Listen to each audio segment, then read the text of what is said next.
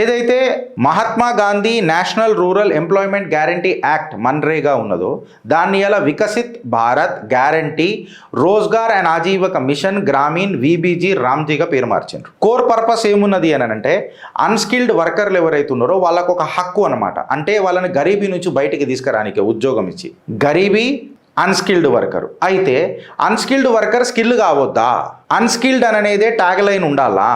Skilled unskilled ఏంది అంటే ఎప్పటికీ నువ్వు అన్స్కిల్డ్నే చూస్తావా అని అనేది కాకుండా ఈ రూరల్ వర్క్ని ఎప్పుడైతే నువ్వు ఇన్ఫ్రాస్ట్రక్చర్ వర్కులకు విజన్ 2047ని ఇంక్లూడ్ చేస్తావో అప్పుడు నీ అన్స్కిల్డ్ వర్కర్ స్కిల్డ్ వర్కర్ అవుతారు కదా. స్కిల్డ్ వర్కర్ అయితే వాడికి హక్కు అనే ఉద్యోగం అనే హక్కు అనేది కాకుండా ఉద్యోగం అనేది వాడికి ఒక నైతిక బాధ్యత అయిపోతుంది కదా. వాడికి బాధ్యత నేర్పినప్పుడు, వాడికి యాటిట్యూడ్ నేర్పినప్పుడు, వాడికి స్కిల్ నేర్పినప్పుడు, అన్స్కిల్డ్ వర్కర్ని ఇన్ఫ్రాస్ట్రక్చర్ ప్రాజెక్టులలో పెట్టి స్కిల్డ్ చేసినప్పుడు వాడు ఖచ్చితంగా ఉద్యోగ అవకాశాలు వాడే వెతుక్కుంటాడు కదా.